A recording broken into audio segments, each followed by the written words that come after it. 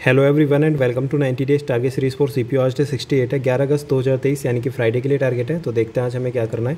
तो मैथ हमारा time speed and distance चल रहा था। जो एवरेज स्टूडेंट्स हैं जिन्होंने ऑलरेडी अपने कॉन्सेप्ट क्लियर कर लिए वो डायरेक्ट आज प्रीवियस ईयर क्वेश्चन सोल्व करेंगे। 60 प्लस आपको टारगेट रखना है, यानी कि एक दिन में आप 60 प्लस क्वेश्चन सोल्व करेंगे। पहले सीपीयू के फिर सीजीएल के। अप्रोच कौन सी यूज़ करनी है? T20 अप्रोच, मतलब कि 20 मिनट का टाइमर सेट करना है और 10 क्वेश्चन करने हैं। ठीक है, टाइमर सेट करके ही क्वेश्चंस करने हैं, इससे आपकी स्पीड भी बढ़ेगी और आपको पता भी चलेगा किस तरीके से प्रेशर हैंडल किया जाता है। ठीक है, इसके बाद आपको 5 मिनट का ब्रेक लेना है। फिर यही चीज़ आपको 6 बार रिपीट करनी है। जैसे ही 120 मिनट्स आपकी कंप्लीट होंगी आपके 60 क्वेश्चंस कंप्लीट हो जाएंगे। अब बात करते हैं बिगिनर्स की। तो बिगिनर्स को अपना टारगेट कंप्लीट करना है, यानी कि 15 घंटे की जो वीडियो बताई थी वो आपको कंप्लीट करनी है। कैसे करनी है? 3-3 घंटे की डेली करनी थी। आज चौथा दिन है तो आज फिर दोबारा 3 घंटे की कंप्लीट करना और कल आपका ये टारगेट पूरा कंप्लीट हो जाएगा। तो इसी तरीके से आपको जितने भी इसमें कॉन्सेप्ट सिखाए जाते हैं वो अच्छे से नोट भी करने हैं और सीखने भी है।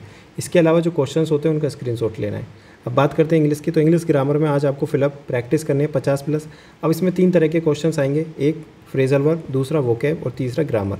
तो ग्रामर के क्वेश्चंस अगर आपकी ग्रामर ठीक है तो आप सही कर लोगे मतलब।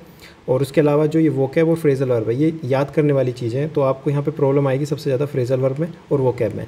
तो आपको करना क्या है, जब 4 ऑप्शन आते हैं फ्रेजल वर्ब से, ठीक है, तो चारों के ही मीनिंग आपको अपनी कॉपी में नोट डाउन करने हैं, उनको अच्छे से समझना है और इसी तरीके से आपको एक कलेक्शन बनाना है अपनी कॉपी में, मतलब एक तरीके से लिस्ट बनानी है फ्रेजल वर्ब की जो बार बार एग्जाम में पूछी जा रही है। ठीक है, वोकैब जितनी भी आती है वहाँ पर कुछ तो ऐसी होंगी जो आपने ऑलरेडी अभी तक 2 महीने में याद करी है, वहाँ से आप ऑलरेडी एलिमिनेट कर सकते हो ऑप्शन को और अच्छे से क्वेश्चंस कर सकते हो। पर फिर भी कोई नई वोकैब मिलती है तो आप अपने कॉपी में उसको नोट डाउन कर सकते हो। बात करते हो वोकैब की, तो एंटोनियम्स हमारे चल रहे थे, तो आपको सोल्व करने हैं एमसीक्यू 50 प्लस क्वेश्चंस आपको डेली सोल्व करने हैं। करने किस तरीके से? एलिमिनेट करके, यानी कि पॉजिटिव नेगेटिव। और इसको मुझे कमेंट में जरूर बताओ कि आप कर पा रहे हो या नहीं कर पा रहे। इसके अलावा बात करते हैं रीडिंग कॉम्प्रिहेंशन। तो इसमें एक आर्टिकल पढ़ना है, ठीक है, इंग्लिश माध्यम टेलीग्राम चैनल या कहीं से भी पढ़ सकते हो। फिर उसके बाद ये क्वेश्चंस आपको सोल्व करने हैं।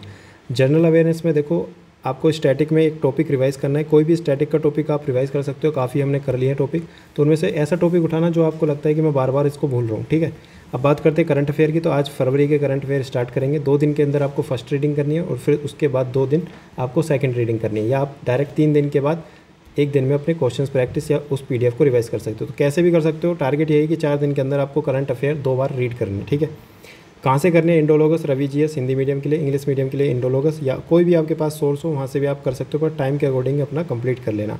बात करते हैं रीजनिंग की। तो रीजनिंग में नंबर सीरीज और कोडिंग डिकोडिंग, ठीक है, इनके आपको 30 क्वेश्चंस प्रैक्टिस करनी है। प्रीवियस ईयर क्वेश्चंस होने चाहिए जो भी आपने अभी तक मार्क किए हैं, यानी कि आप ऑलरेडी इनके क्वेश्चंस प्रैक्टिस कर चुके हो वीडियो से भी और प्रीवियस ईयर क्वेश्चंस बुक से भी।